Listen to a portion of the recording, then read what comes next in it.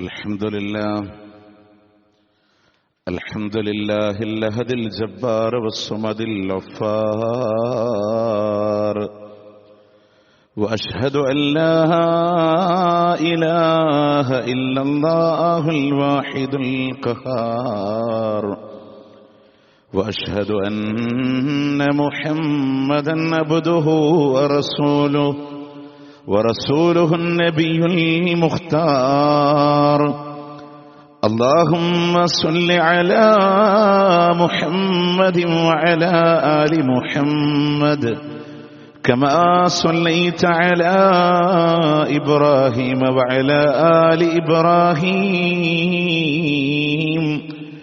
إنك حميد مجيد. وبارك على محمد وعلى آل محمد كما باركت على إبراهيم وعلى آل إبراهيم إنك حميد مجيد.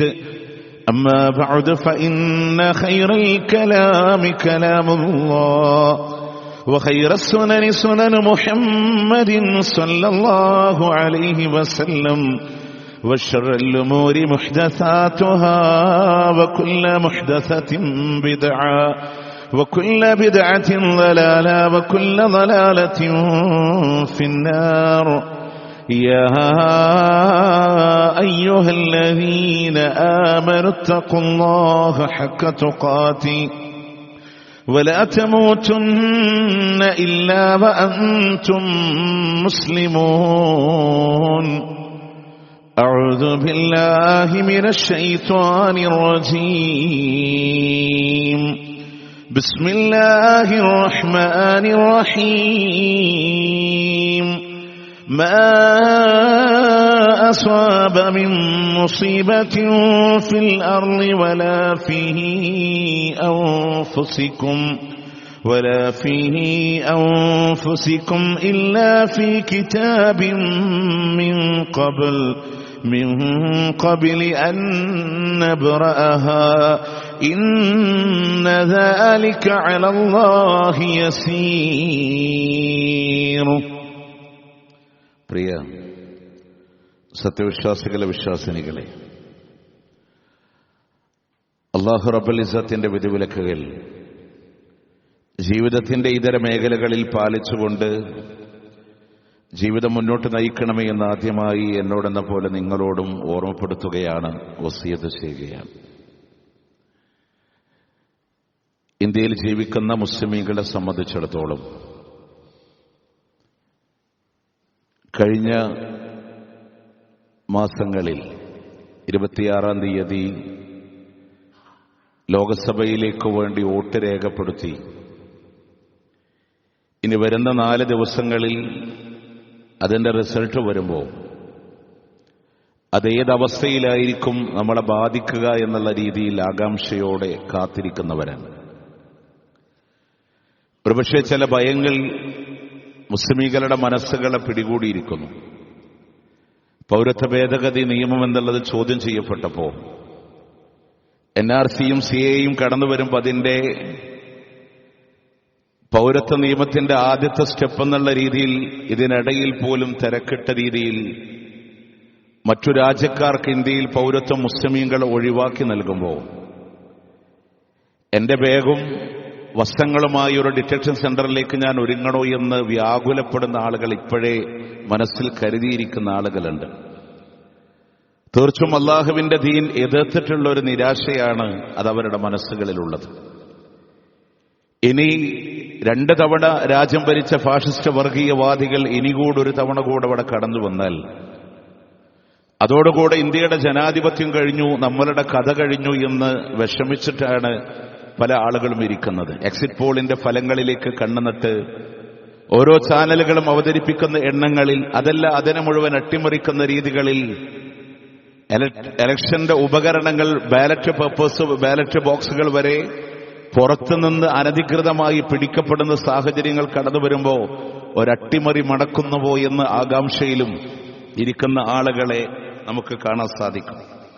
പ്രിയമുള്ളവരെ, ഒരു സമാധാനം നമ്മുടെ മനസ്സുകളിലൂടെ കടന്നു വരേണ്ടത് ഒരു കേഡർ സിസ്റ്റങ്ങളിലൂടെ കടന്നു വന്ന് അട്ടിമറികളിലൂടെ കടന്നു വന്ന ആരും അതിന് കാലാകാലത്ത് നിലനിൽപ്പുണ്ടായിട്ടില്ല. അത് പൊടുന്നനെയായിരിക്കും താഴെ വീഴുന്നത് എന്ന യാഥാർത്ഥ്യം ചരിത്രത്തിന്റെ പിന്തുണയിൽ നമുക്ക് പറയാൻ സാധിക്കുന്ന ഒരു വിഷയമാണ്. അതിലുപരി നാം അറിയേണ്ടത് നമ്മളൊക്കെ വിശ്വാസികളാണ്, നമ്മളൊക്കെ മുഅ്മിനീകളായ ആളുകളാണ്. അതുകൊണ്ട് തന്നെ അവരിനി ഭരണം നേടിയാലും എല്ലാം തീർന്നു പോകുമോ എന്ന ഭയം നമ്മളുടെ ആരുടെയും മനസ്സിനെ അലട്ടേണ്ടതില്ല. നമുക്ക് അല്ലാഹുവിനോട് പ്രാർത്ഥിക്കാം, അല്ലാഹുമ്മ ലാ തുസല്ലിത് അലൈനാ മൻ ലാ യർഹമുനാ.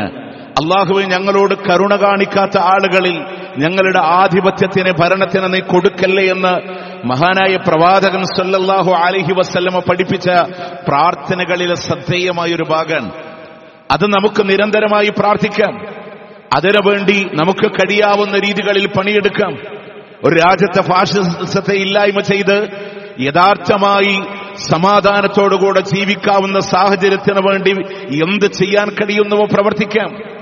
പക്ഷെ ഇനി ഏതെങ്കിലും ഒരു സാഹചര്യത്തിൽ അങ്ങനൊരു ഭരണം നഷ്ടമാകുന്നു എന്ന് കാണുമ്പോൾ അവിടെ നിരാശപ്പെടേണ്ടുന്നവനല്ല വിശ്വാസി എന്നുള്ളത്. കാരണം അതിനുവേണ്ടി നമ്മൾ ഒരുങ്ങേണ്ട രീതി എങ്ങനെയാണ്? ഒന്ന്, അള്ളാഹുവിന്റെ പ്രമാണങ്ങളെ പരിശോധിക്കുമ്പോൾ കാണാം, നമ്മുടെ മനോനിലയാണ് നമ്മൾ ആദ്യം ക്രമീകരിക്കേണ്ടത്. നമ്മളുടെ മനസ്സിന്റെ മനോനിലയെ ആദ്യം നമ്മളൊന്ന് ക്രമീകരിക്കേണ്ടതുണ്ട്. കാരണം അള്ളാഹുവിന്റെ വിശുദ്ധ ഖുർആൻ പറഞ്ഞില്ലേ, വഅസ അൻ തക്റഹു ശൈഅ ഫഹുവ ഖൈറുൽ ലക്കും.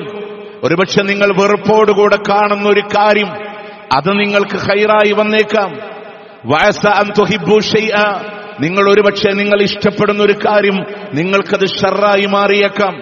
ഖൈറും ഷർറും അറിയുന്ന അല്ലാഹു സുബ്ഹാനഹു വ തആല അവന്റെ നടപടിക്രമങ്ങളെ മനസ്സിലാക്കാൻ, പരീക്ഷണത്തിന് പരീക്ഷണമായി ഉൾക്കൊള്ളാൻ, അതിനോട് എങ്ങനെ പ്രതിരോധിക്കണമോ പ്രതിരോധത്തിന്റെ രീതികളെ കാണാൻ, അതിനെ എങ്ങനെ കടക്കണമോ അതിന്റെ രീതികളെ കാണാൻ, അതല്ലാതെ അള്ളാഹുവിന്റെ തീരുമാനങ്ങളിലൂടെ നിരാശപ്പെടേണ്ടുന്നവനല്ല ഒരു യഥാർത്ഥമായ വിശ്വാസി എന്നുള്ളതാണ്.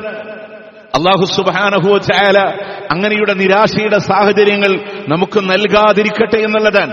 പക്ഷെ ഒരു ഭരണത്തിന്റെ എന്ന് മാത്രമല്ല, വ്യക്തി ജീവിതത്തിൽ എന്ന് മാത്രമല്ല, എവിടെയും നമ്മളിലേക്ക് പരീക്ഷണങ്ങളെ കടന്നു വരുമ്പോ, ചങ്ങരംകുളത്തിന്റെ ഹൈവേയിൽ നിന്ന് നമ്മൾ വിചാരിക്കാൻ എനിക്ക് 12 മണിക്ക് കുന്നംകുളം എത്തേണ്ട ആവശ്യമുണ്ട്, ഇപ്പൊ തന്നെ 11:45.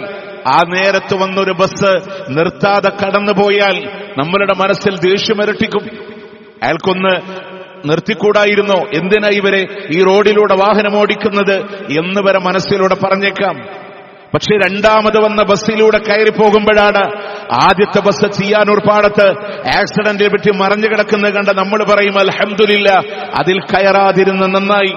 പ്രിയമുള്ളവരെ, നമ്മൾ ആരും വിധിക്കുന്നത് പോലെയല്ല.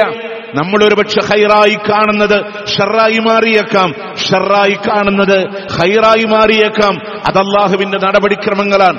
അതുകൊണ്ട് നമ്മളുടെ മനോനിലയാണ് നമ്മൾ ആദ്യം ക്രമീകരിക്കേണ്ടത് എന്നുള്ളതാണ്. രണ്ടാമത് നാം മനസ്സിലാക്കേണ്ടത്, അള്ളാഹുവിന്റെ വിശുദ്ധ ഖുർആൻ പറയാണ്, അല്ലാഹു തആല എല്ലാ കാര്യങ്ങളും നേരത്തെ കൂട്ടി രേഖപ്പെടുത്തിയിട്ടുണ്ട്. നമുക്ക് ഏത് രീതിയിലൂടെ പരീക്ഷണങ്ങളെ കടന്നു വരണമെന്ന് നമ്മൾ ഒരുപക്ഷെ ഒരു ബാലറ്റ് യൂണിറ്റിന്റെ റിസൾട്ടിന്റെ അക്കങ്ങളിലേക്ക് കണ്ണുനട്ട് കാത്തിരിക്കുമ്പോ അതിനുള്ള ക്ഷമകൾ കാണാതിരിക്കുന്നതാണ് യൂട്യൂബ് വ്ളോഗേഴ്സ് ആണെങ്കിലും ന്യൂസ് ചാനലുകളാണെങ്കിലും അവരുടെ വ്യൂവേഴ്സിന്റെ എണ്ണം കൂട്ടാൻ മുതലെടുക്കുന്നത്. റിസൾട്ടുകൾ ഞങ്ങൾ നേരത്തെ പറയുന്നു എന്ന രീതിയിൽ എത്ര ദിവസമായി കണ്ണുനട്ട് കാത്തിരിക്കുന്നത്. പക്ഷെ നമ്മളൊന്ന് മനസ്സിലാക്കണം, ആര് അധികാരത്തിൽ വരണമെന്ന്, എങ്ങനെ ഭരണം നടക്കണമെന്ന്, ഇവിടെയുള്ള മുസ്ലിമീങ്ങൾ എങ്ങനെ മുന്നോട്ട് പോകണമെന്ന്, അവർക്ക് ഏതൊക്കെ പരീക്ഷണങ്ങളെ കടന്നു വരുമെന്ന്, ഏതൊക്കെ രീതിയിലൂടെ അവർ അതിനെ തരണം ചെയ്യണമെന്ന് അല്ലാഹു സുബ്ഹാനഹു വ തആല കൃത്യമായി രേഖപ്പെടുത്തിയിട്ടുണ്ട്. അതാണ് വിശുദ്ധ ഖുർആൻ പറഞ്ഞത്, മാ അസ്വാബ മിൻ മുസീബത്തിൻ ഫിൽ അർളി വലാ ഫീ അൻഫുസികും ഇല്ലാ ഫീ കിതാബിൻ മിൻ ഖബ്ലി അൻ നബ്റാഹ. നിങ്ങളെ ബാധിക്കുന്ന, നിങ്ങളുടെ ശരീരത്തിനെ ബാധിക്കുന്ന, അതല്ലെങ്കിൽ ഭൂമിയിൽ ബാധിക്കുന്ന ഒരു വിപത്തുകൾ പോലുമില്ല, ഇല്ലാ ഫീ കിതാബിൻ മിൻ ഖബ്ലി അൻ നബ്റാഹ. അല്ലാഹു അതിനെ രേഖപ്പെടുത്തി വെച്ചിട്ടല്ലാതെ ഇല്ല. അല്ലാഹുവിന്റെ കയ്യിൽ കൃത്യമായ രേഖയുണ്ട് പ്രിയമുള്ളവരെ. അതുകൊണ്ട് ഇന്ന ദാലിക അലല്ലാഹി യസീർ, അത് അല്ലാഹുവിനെ സംബന്ധിച്ചിടത്തോളം വളരെ എളുപ്പമുള്ളതാണ്. ലിക്കൈലാ തഅസു അലാ മാ ഫാതകും. എന്തിനാ അല്ലാഹു തആല നമ്മളോട് പറഞ്ഞെന്നറിയോ? ഒരിക്കലും നമുക്ക് എവിടെയും ഒരു നിരാശ ബാധിക്കാതിരിക്കാൻ വേണ്ടിയിട്ടാണ്. നമ്മളുടെ മനസ്സുകളിൽ നിരാശ വരാതിരിക്കാനാണ്.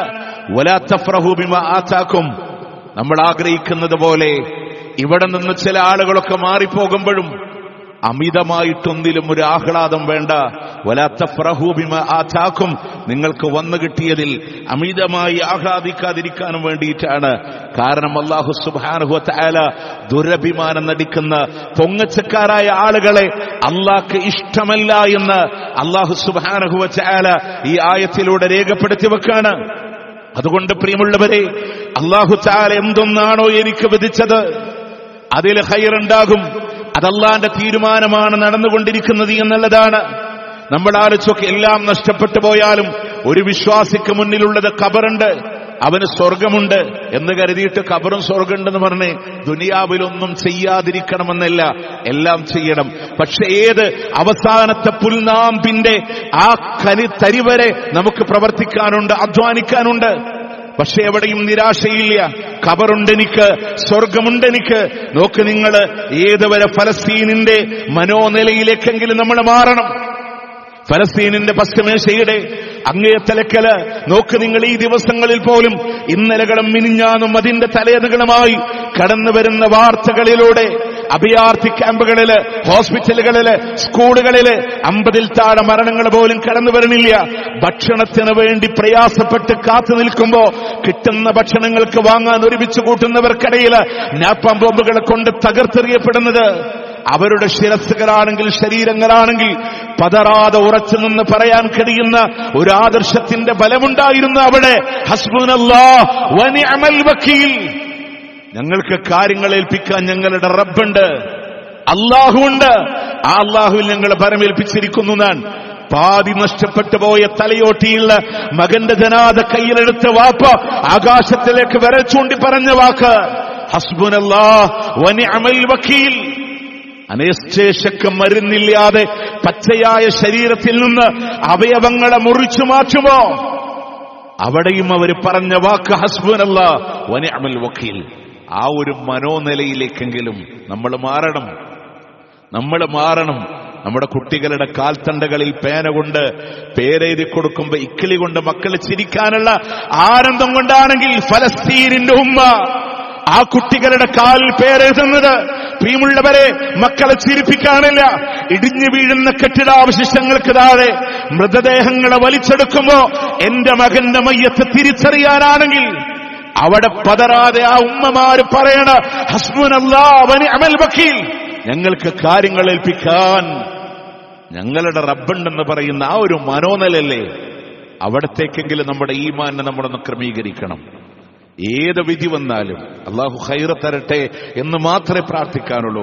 പക്ഷെ ഏത് വിധി വന്നാലും പിന്നെ നമ്മൾ മനസ്സിലാക്കേണ്ടത് ചരിത്രത്തിൽ നിന്ന് പാഠം ഉൾക്കൊള്ളാൻ നമ്മൾ തയ്യാറാവണം. വിശുദ്ധ ഖുർആൻ നമ്മൾ വായിക്കുന്നുണ്ട്, പഠിക്കുന്നുണ്ട്, ഉൾക്കൊള്ളുന്നുണ്ട്. പക്ഷേ അതിന്റെ പാഠം ഉൾക്കൊള്ളാൻ നമ്മൾ തയ്യാറാവേണ്ടതുണ്ട്. അവിടെ ഏത് നരാധമന്മാര് വിചാരിച്ചാലും അതിനപ്പുറമുള്ളവർ വിചാരിച്ചാലും നമ്മളെ പരാജയപ്പെടുത്താൻ കഴിയില്ല. അള്ളാഹുവിന്റെ സഹായം ഉണ്ടെങ്കിൽ, അള്ളാന്റെ സഹായം ഉണ്ടെങ്കിൽ അതിനെന്ത് വേണം?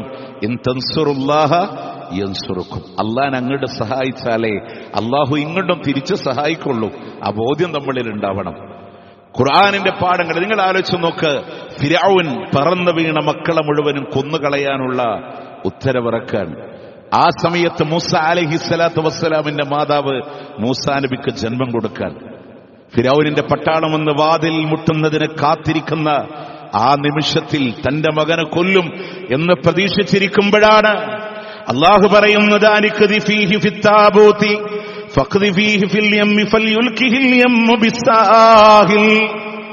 ആ കുഞ്ഞിനെ ഒരു പെട്ടിയിലാക്കിക്കോ. ആ പെട്ടി ലോകത്തിന്റെ നീളം കൂടിയ നൈലിന്റെ ഓളങ്ങളിലൂടെ ഒഴുക്കിവിടാൻ അല്ലാഹു നിർദ്ദേശം നൽകുകയാണ്. എന്നിട്ട് റബ്ബ് പറഞ്ഞ വാക്കെന്താണെന്നറിയോ? ആ പെട്ടി ആരുടെ കയ്യിലാണ്? എന്റെയും അവന്റെയും ശത്രുവിന്റെ കയ്യിലാ ആ പെട്ടിയെ എത്തിക്കുക എന്ന് അല്ലാഹു സുബ്ഹാനഹു വ തആല. ആ ഉമ്മ പെട്ടിങ്ങനെ ഓളങ്ങളിൽ ഒഴുക്കിവിട്ട് കണ്ണിന്റെ മറയത്ത് നിന്ന് പെട്ടി പോകുന്നത് വരെ നോക്കി നിന്ന മൂസ അലൈഹിസ്സലാത്തു വസ്സലാമിന്റെ മാതാവ് അല്ലാഹ് കുട്ടീനെ വളർത്തിയത് ആരുടെ കയ്യിൽ? ഫിർഔനിന്റെ കയ്യിൽ. ഫിരൗനിന്റെ കയ്യിൽ. അത് യഥാർത്ഥമായി ആ കുട്ടി ശത്രുവാണോ അല്ലയോ എന്നറിയാൻ തീക്കനല്ല കുട്ടിയുടെ മുന്നിൽ വെച്ച് അവൻ എന്റെ ശത്രുവാണെങ്കിൽ തീക്കനൽ എടുക്കൂല എന്ന് പറഞ്ഞപ്പോ അള്ളാഹു ആ കുട്ടീനെ കൊണ്ട് തീക്കനൽ എടുപ്പിച്ച് വായിൽ വെപ്പിച്ച സിട്ടാവായ റബ്ബ്. അതുകൊണ്ടാണ് മൂസാ നബിക്ക് ചെറിയൊരു കൊഞ്ചലുണ്ടായതെന്ന് പോലും തഫ്സീറിൽ കാണാൻ പറ്റും. എന്നിട്ട് നിങ്ങൾ ആലോചിച്ച് നോക്കേ, ആ കുട്ടീനെ അതിന്റെ സ്വന്തം ഉമ്മാനെ കൊണ്ട് പാല് കുടിപ്പിച്ചവനല്ല, ആ പാല് കൊടുത്തതിന് ശത്രുവായ ഫിർഔനിന്റെ കയ്യിൽ നിന്ന് ശമ്പളം വരെ കൂലി വരെ വാങ്ങാൻ മൂസാ അലൈഹിസ്സലാത്തു വസ്സലാമിന്റെ മാതാവിനെ അതുവരെ അവസരങ്ങൾ ഉണ്ടാക്കി അല്ലാഹു തആല. മാത്രമല്ല, അപ്പൊ നമ്മൾ മനസ്സിലാക്കേണ്ട, ഒരു ശത്രു രാജ്യം ഭരിച്ചാൽ എല്ലാം തീർന്നു എന്നാണോ? ഇല്ലട്ടോ.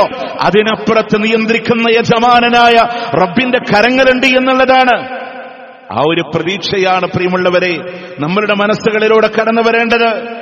മഹാനായ യാക്കൂബ് നബി അലൈഹിസ്സലാത്തു വസ്സലാം വിശുദ്ധ ഖുർആനിന്റെ പാഠമാണ്. പൊന്നുമകന് യൂസുഫ് അലൈഹിസ്സലാമിനെ നഷ്ടപ്പെടുമ്പോ ആ മകനെ ചെന്നായ കടിച്ചു എന്ന് പറഞ്ഞിട്ട് ഒരു കമീസുമായി യാക്കൂബ് നബി അലൈഹിസ്സലാമിന്റെ മുന്നിലൂടെ കടന്നു വരികയാണ്. നോക്കേ, ഒരു കമീസും കൊണ്ട് യാക്കൂബ് നബി അലൈഹിസ്സലാമിന്റെ മുന്നിൽ കടന്നു വരാം. അപ്പൊ യാക്കൂബ് നബി അതിലൊരു പ്രതീക്ഷ പറഞ്ഞൊരു വാക്കുണ്ട്, ഫസ്സബറുൻ ജമീൽ.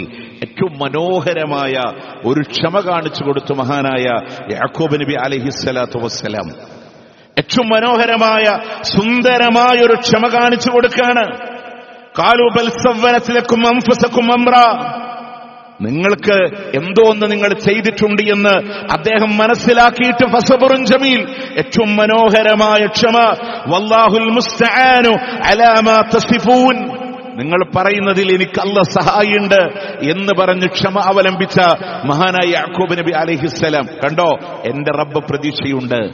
ഈജിപ്ത് കൊട്ടാരത്തിന്റെ ഭക്ഷ്യമന്ത്രിയായി അതേ യൂസുഫ് നബി അലൈഹിസ്സലാത്തു വസ്സലാമിനെ യാക്കൂബ് നബിക്ക് ലഭിക്കാൻ നമ്മൾ മനസ്സിലാക്കേണ്ടത്, അള്ളാഹുവിന്റെ മാർഗത്തിൽ ഉറച്ചു നിൽക്കുമ്പോ അള്ളാന്റെ സഹായങ്ങൾ ഏത് മാർഗത്തിലുമുണ്ട്. ഇന്നമാ അഷ്കൂ, ഞാൻ എന്റെ ആവലാതിപ്പെടുന്നത്, എന്റെ ഹുസ്നുകൾ, ദുഃഖങ്ങൾ, വബസി, എന്റെ വേദനകളെല്ലാം ഞാൻ സമർപ്പിക്കുന്നത് ഇലല്ലാഹ്, അള്ളാഹുവിലേക്കാണ്. എന്റെ എല്ലാ ആവലാദികളും ഞാൻ സമർപ്പിക്കുന്നത് അള്ളാഹുവിലേക്കാണ് എന്ന് യാക്കൂബ് നബി അലൈഹിസ്സലാം പറഞ്ഞതുപോലെ പ്രിയമുള്ളവരെ ലോകസഭ ഇലക്ഷന്റെ തെരഞ്ഞെടുപ്പിന്റെ കാഹളം മുഴങ്ങിയിട്ട് അതിനു വേണ്ടി പ്രവർത്തനങ്ങൾ വന്ന് അവനവന്റെ വ്യക്തി സ്വാതന്ത്ര്യം എന്നുള്ള രീതിയിൽ ഇലക്ഷനും ചെയ്തു വന്നിട്ട് ചെയ്യാനുള്ളത് ചെയ്യുമ്പോ അതിനുപരി നിയന്ത്രിക്കുന്ന റബ്ബിന്റെ സഹായം വേണമെന്ന് പറയാൻ കേവലം റസൂലുള്ളാഹി സ്വല്ലല്ലാഹു അലൈഹി വസല്ലം പറഞ്ഞ ഒരു വാക്ക് കൊണ്ടെങ്കിലും ഈ ഒരു മാസക്കാലത്തിനിപ്പുറമുള്ള ദിവസങ്ങളിൽ എത്ര റബ്ബിനോട് മനസ്സ് തുറന്ന് പറയാൻ കഴിഞ്ഞ ആളുകളുണ്ട് എന്ന് ഇതിനെ ആഗ്രഹിക്കുന്ന, ഫാഷിസം വേണ്ട എന്ന് ആഗ്രഹിക്കുന്ന, എല്ലാം അവസാനിച്ച് സ്വാതന്ത്ര്യമുള്ള ഒരു രാജ്യം വേണമെന്ന് ആഗ്രഹിക്കുന്ന ആളുകളുണ്ടായിട്ട് ഈ പള്ളിക്കകത്തുള്ള ആളുകളോട് എത്ര അള്ളാഹിനോട് പറഞ്ഞു എന്ന് മനസാക്ഷിയോട് പറ. ഖുർആനിന്റെ ചരിത്രങ്ങളൊന്നും വെറുതെയല്ല. ഞാൻ എന്റെ ആവലാതി എന്റെ അള്ളാഹിനോട് പറയുന്നു എന്ന് യാക്കൂബ് നബി അലൈഹിസ്സലാം പറഞ്ഞപ്പോ പ്രിയമുള്ളവരെ, റസൂലുള്ള പറഞ്ഞൊരു വാക്കെങ്കിലും ലാ തുസല്ലിത് അലൈന മല്ലാ യർഹമുന എന്ന വാക്കെങ്കിലും അള്ളാഹിനോടൊന്ന് പറഞ്ഞിട്ടൊന്നിറങ്ങാൻ. പ്രാർത്ഥനകൾ ഇനിയും കൈവിടാനല്ല പ്രിയമുള്ളവരെ, ആവർത്തിച്ച് അള്ളാഹുവിനോട് പറയാനാണ്.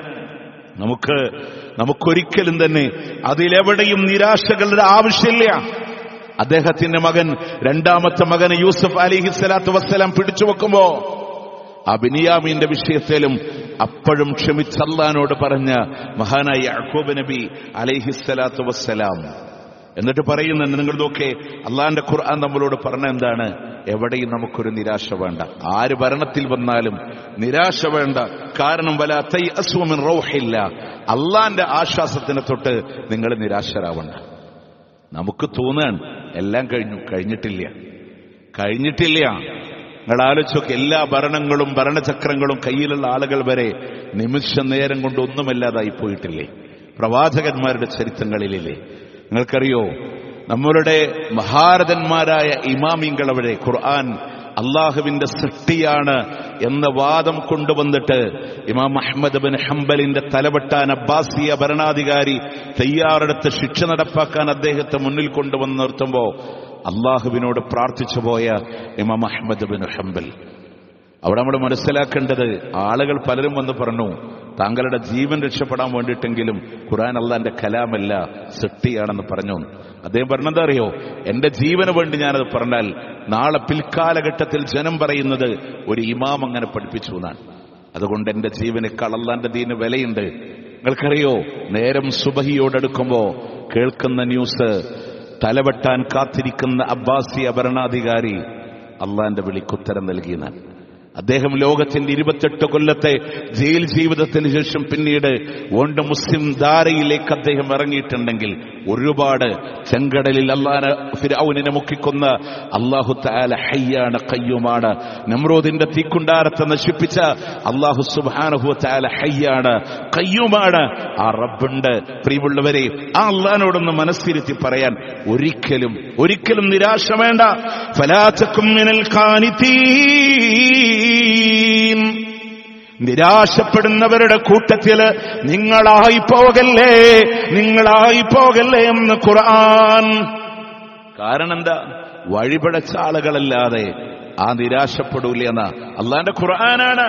ഫലാ തഖ്നുത്, താങ്കൾ നിരാശപ്പെടരുത്. വമൻ യഖ്നുതു മിൻ റബ്ബിഹി ഇല്ലല്ലാലൂൻ, വഴിപടച്ച ആളുകളല്ലാതെ അള്ളാഹുവിനെ സംബന്ധിച്ചിടത്തോളം നിരാശപ്പെടൂല എന്നുള്ളതാണ്. അതുകൊണ്ട് ഒരു നിരാശയുടെയും ആവശ്യം നമ്മളുടെ മുമ്പിലില്ല.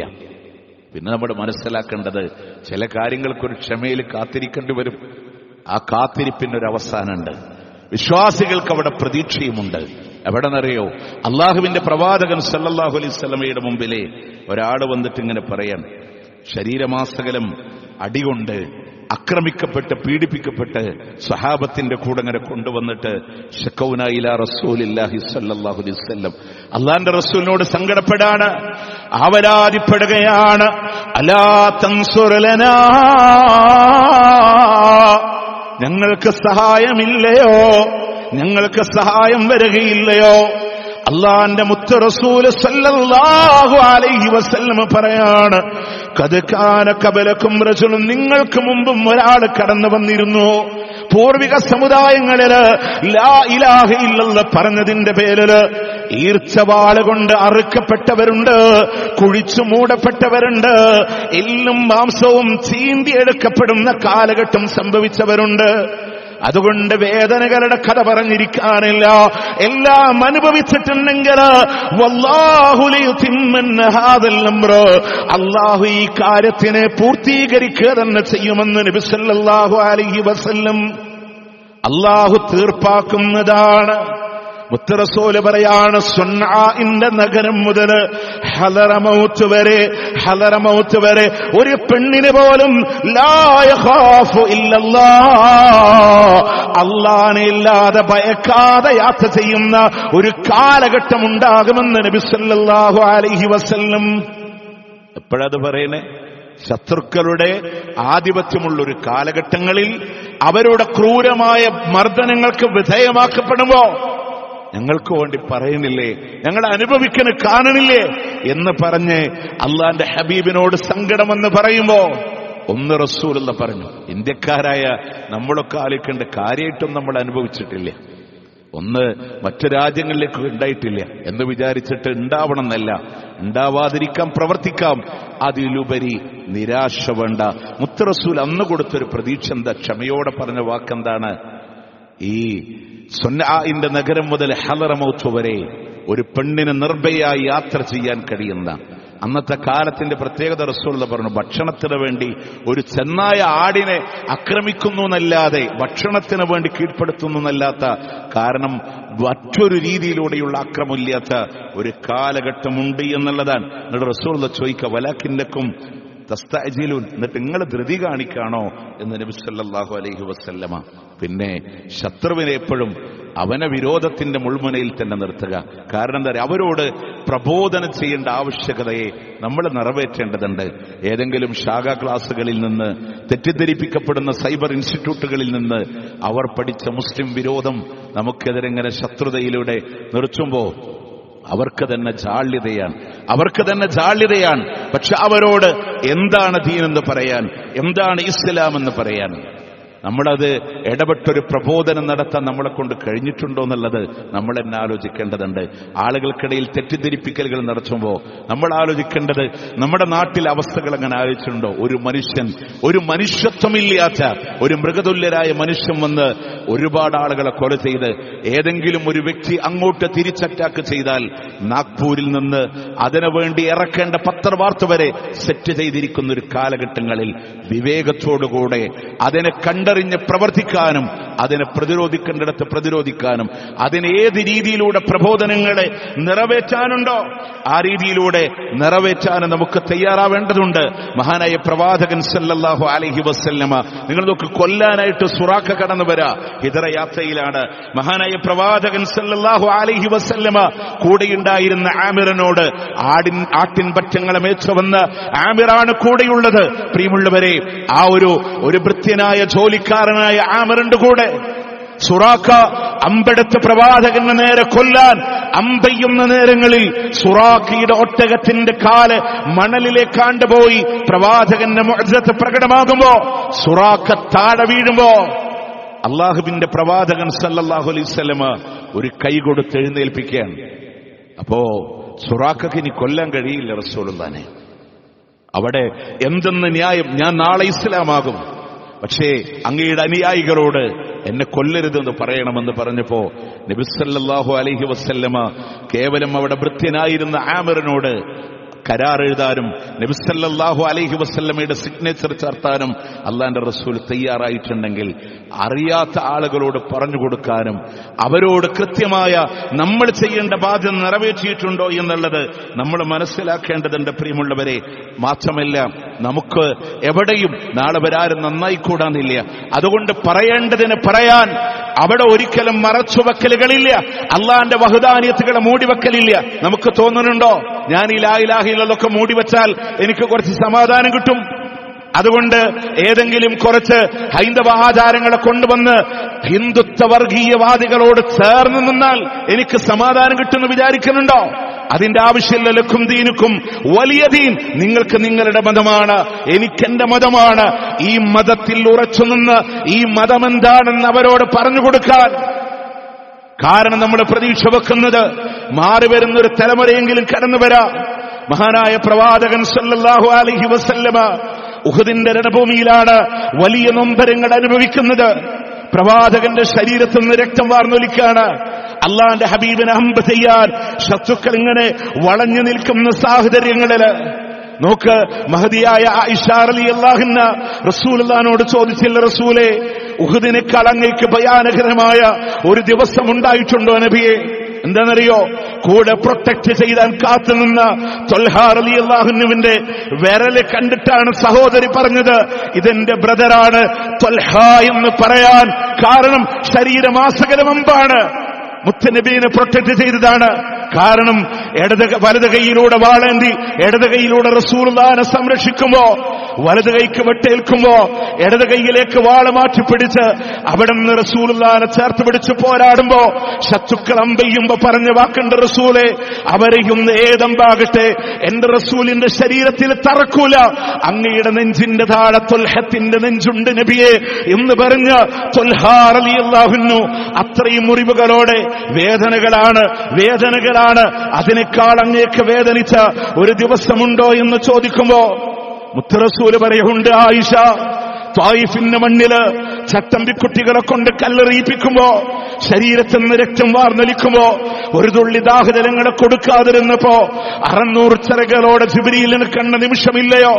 അവിടുന്ന് പർവ്വതങ്ങളുടെ ഉത്തരവാദിത്വമുള്ള മലക്കുൽ ജിബാൽ പെയ്തിറങ്ങിപ്പോയ നിമിഷമാണെങ്കിൽ ആ സമയത്ത് റസൂലെ നഅം എന്നൊരു വാക്ക്, അതേ എന്നൊരു വാക്ക് മതി ഈ ജനതയെ 2 പർവ്വതങ്ങൾക്കിടയിലൂടെ നശിപ്പിച്ചുകൊള്ളാം എന്ന് പറയുമ്പോ അള്ളാന്റെ ഹബീബ് പറഞ്ഞ വാക്കാണ് നമ്മുടെയൊക്കെ മനോമുഖരങ്ങളിലൂടെ തെളിഞ്ഞു നിൽക്കേണ്ടത്.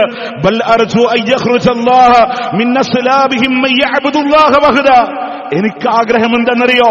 അവരുടെ വരുന്ന തലമുറകളിൽ, അവരുടെ വാര്യലുകളിൽ നിന്ന് വരുന്ന തലമുറകളിൽ അള്ളാഹനെ മാത്രം ആരാധിക്കുന്ന ഒരു ജനം ഇവിടെ ഉണ്ടാകണമെന്ന് ഞാൻ ആഗ്രഹിക്കുന്നുണ്ട് എന്ന് ജിബ്രീലിനോട് മറുപടി പറഞ്ഞ് അള്ളാഹുവിന്റെ മുത്ത് റസൂൽ സ്വല്ലല്ലാഹു അലൈഹി വസല്ലം അല്ലേ, അല്ലാഹുമ്മ അഗ്ഫിർ ലിഖൗമി ഫഇന്നഹും ലാ യഅലമൂൻ, എന്റെ ഉമ്മത്തിന് പുറത്തു കൊടുക്കല്ല, അറിവില്ലാത്തവരാണ് റബ്ബേ എന്ന് പറഞ്ഞില്ലേ? അതുകൊണ്ട് പ്രിയമുള്ളവരെ, ഇങ്ങോട്ട് കയറി വരുന്നതിനോട് പ്രതിരോധിക്കാനും എന്നാൽ ഞാനെന്ന ദീനിനെ ജനങ്ങളോട് പറഞ്ഞു കൊടുക്കാനും നമ്മൾ തയ്യാറാവേണ്ടതുണ്ട്. പ്രതീക്ഷയില്ലാതെ എന്തിന്റെ തലകുത്തി പറഞ്ഞെങ്ങനെയും എവിടെയും നിരാശ വേണ്ട.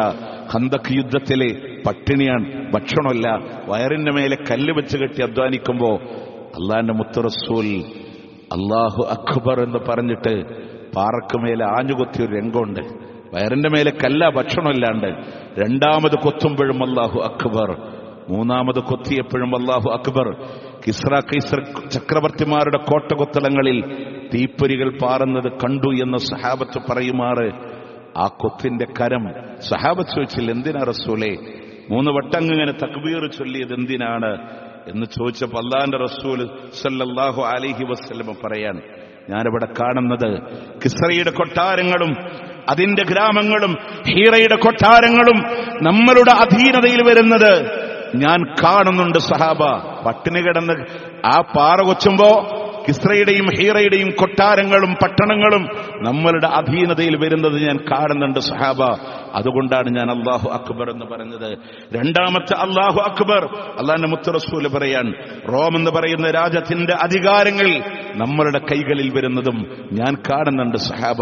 വീണ്ടും അല്ലാഹുവിന്റെ റസൂൽ പറഞ്ഞു, സ്വന്തയിലെ കൊട്ടാരങ്ങൾ നമ്മൾ കീഴ്പ്പെടുത്തുന്നതും ഞാൻ കാണുന്നുണ്ട് എന്ന് പറഞ്ഞ് സന്തോഷം പറഞ്ഞ് അബ്ശിറൂ ബിൻ നസ്ർ, ആ സഹായം കൊണ്ട് അല്ലാഹുവിന്റെ വിജയം കൊണ്ട് നിങ്ങളും സന്തോഷിച്ചു കൊള്ളുക എന്ന് പട്ടിണി കിടക്കുന്ന വിശപ്പ് കൊണ്ട് റസൂലെ കല്ലാണ് കെട്ടിയത് എന്ന് ഒരു സഹാബി റസൂലുള്ളാഹിനോട് വന്ന് പറയുമ്പോ, മുനാഫിക്കീങ്ങളല്ലേ ലാ ഇലാഹ ഇല്ലല്ലാഹ് പറഞ്ഞിട്ടും ഹൃദയത്തിൽ ഈമാൻ ഇല്ലാത്തവര് അവര് റസൂലുള്ളാഹിനെ സഹാബത്തിനെ കളിയാക്കിയിട്ട് പറഞ്ഞു, കണ്ടല്ലേ കഴിക്കാൻ പോലും ഒന്നുമില്ലാത്ത നേരത്തെ കസറയും കൈസറും ഹീറത്തും റോമൊക്കെ പിടിച്ചടക്കുന്നെന്ന് മുഹമ്മദ് അല്ലാഹു അക്ബർ പറയുന്നത് എന്ന് പറഞ്ഞപ്പോ വിവരമുള്ള സഹാബ അള്ളാന്റെ റസൂലിന്റെ ഭാഗത്തേക്ക് മാറി നിന്നു.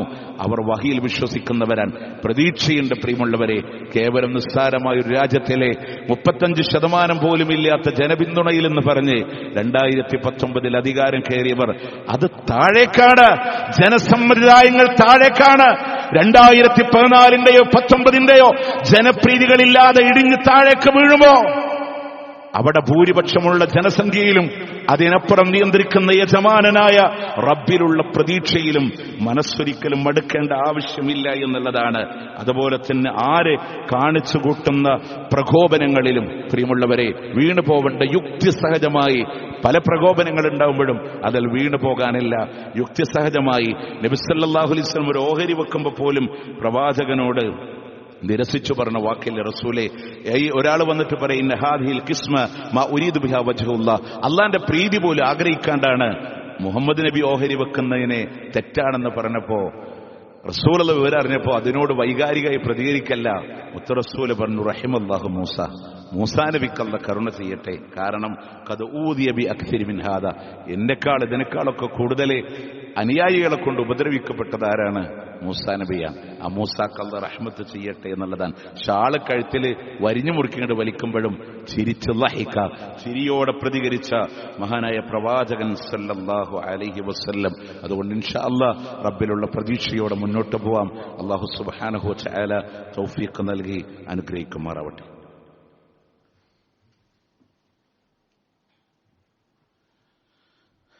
അൽഹംദുലില്ലാഹി റബ്ബിൽ ആലമീൻ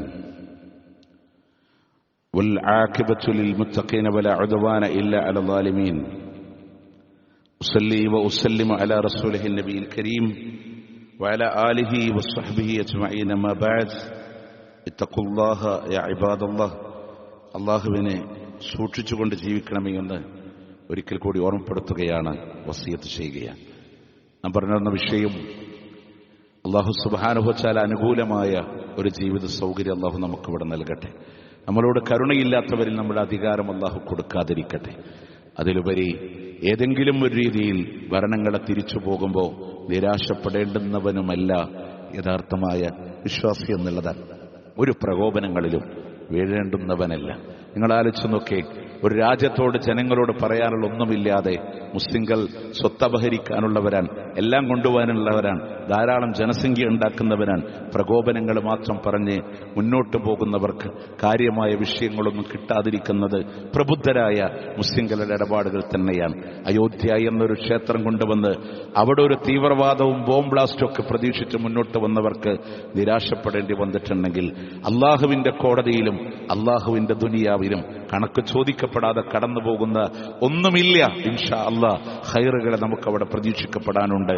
അതുകൊണ്ട് തന്നെ ആ വിഷയങ്ങളിലൊക്കെ ഒരു ചലനം ആളുകൾക്കിടയിൽ മനസ്സ് പുറകോട്ട് പോകുന്നുണ്ടെങ്കിൽ, മറ്റൊരു വാക്ക് നമ്മളെ അസഭ്യം പറയുന്നവരുണ്ടാവാം, തെറിവാക്ക് പറയുന്നവരുണ്ടാവാം, സംയമനത്തോടെ യുക്തിസഹജമായിട്ട് അതിനെ നേരിടാൻ നമ്മൾ തയ്യാറാവണം.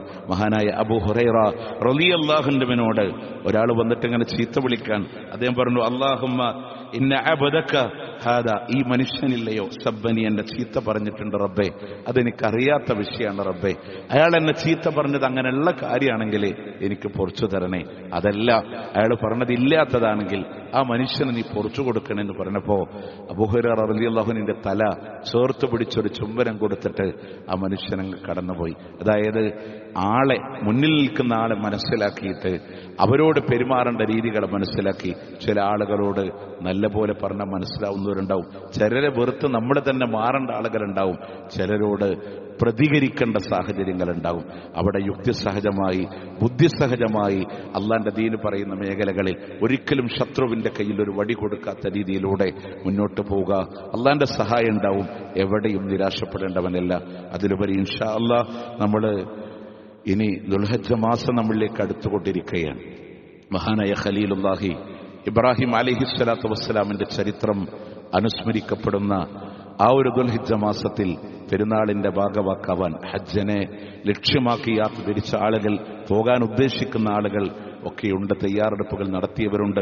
അല്ലാഹു സുബ്ഹാനഹു വ തആല മഖ്ബൂലും മബ്റൂറുമായ രീതിയിൽ നിർവഹിക്കാൻ അവർക്ക് തൗഫീഖ് നൽകട്ടെ. പ്രിയമുള്ളവരെ, മഖ്ബൂൽ അള്ളാഹുവിന്റെ കയ്യിലുള്ള കാര്യം, സ്വീകരിക്കേണ്ടത് നമ്മൾ അള്ളാഹുവാണ്. പക്ഷെ മബ്റൂർ സ്വീകരിക്കപ്പെടാൻ നമ്മൾ ചെയ്യേണ്ട കാര്യങ്ങളാണ്. അതൊക്കെ തീർത്തു വെച്ച് പോകാൻ ശ്രദ്ധിക്കുക. അതോടൊപ്പം ഇവിടെ ദുൽഹജ്ജ്, ഇവിടെ ആഘോഷിക്കുന്ന പെരുന്നാൾ ആഘോഷിക്കുന്ന ആളുകളെ സംബന്ധിച്ചിടത്തോളം ബലി അറുക്കേണ്ടതുണ്ട്. മൻകാന ലഹു സഅത്തുൻ ഫലം യുലഹി, ബലിയറുക്കാനുള്ള സൗകര്യം ഒരാൾക്ക് കിട്ടിയിട്ട് അതിനെ ബലിയറുക്കാത്തവരുണ്ടെങ്കിൽ ഫലാ യഖ്റുജന മുസല്ലാന, അവർ നമ്മുടെ മുസല്ലായിലേക്ക് പുറപ്പെടേണ്ടതില്ല എന്ന് അള്ളാഹുവിന്റെ റസൂൽ. ഫലാ യഖ്റുജന്ന മുസല്ലാന, അവർ നമ്മളുടെ മുസല്ലായിലേക്ക് വരണ്ട, പെരുന്നാൾ നിസ്കാരത്തിന് വരണ്ട. അത്രമേൽ പ്രാധാന്യമുള്ള ഒന്നാണ് ഉളുഹിയ്യത്ത് എന്ന് പറയുന്നത്.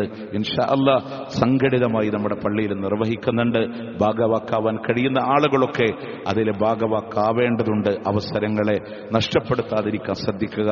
അതിൻ്റെ അറവ് നടന്ന രക്തം വീഴുന്നതിന് മുമ്പേ അള്ളാഹുവിന്റെ അടുക്കൽ പ്രതിഫലം സുനിശ്ചിതമാണ്. മാംസമോ രക്തമോ റബ്ബിലേക്ക് എത്തുന്നില്ലെങ്കിലും അതിന്റെ തഖ്വ അള്ളാഹുവിലേക്ക് എത്തുന്നതാണ്. ആ രീതിയിൽ ഇൻഷാ അല്ലാഹ് നമ്മൾ പ്രവർത്തിക്കുക, അധ്വാനിക്കുക. അള്ളാഹു സുബ്ഹാനഹു വ തആല അനുഗ്രഹിക്കട്ടെ. അവന്റെ ജന്നാത്തുൽ ഫിർദൗസിലും അള്ളാഹു നാം ഏവരെയും ഒരുമിച്ച് ചേർക്കുമാറാവട്ടെ. അല്ലാഹുമ്മ ഉഗ്ഫിർ ലിൽ മുഅ്മിനീന വൽ മുഅ്മിനാത്ത് വൽ മുസ്ലിമീന വൽ മുസ്ലിമാത്ത് അൽ അഹ്യാഇ മിൻഹും വൽ അംവാത്ത് ഇന്നക മുജീബുദ് ദഅവാതി യാ ഖാദി الحاجات. اللهم أعز الإسلام والمسلمين وأذل الشرك والمشركين. اللهم انصر إخواننا المسلمين في فلسطين. اللهم انصر إخواننا المسلمين المجاهدين المستضعفين في فلسطين وفي رفح وفي عزة. اللهم كن لهم نصيرا، اللهم كن لهم نصيرا ولا تكن عليهم. اللهم ارحم موتاهم واشف مرضاهم وتقبل شهداءهم وتقبل شهداءهم. اللهم افتح المسجد الأقصى، اللهم افتح المسجد الأقصى. اللهم لا تسلط علينا من لا يرحمنا، اللهم لا تسلط علينا من لا يرحمنا، اللهم لا تسلط علينا من لا يرحمنا. اللهم ربنا آتنا في الدنيا حسنة وفي الآخرة حسنة وقنا عذاب النار ربنا تقبل منا إنك أنت السميع العليم وتب علينا إنك أنت التواب الرحيم واغفر لنا يا غافر المذنبين وصلى الله على نبينا محمد وعلى آله وصحبه أجمعين.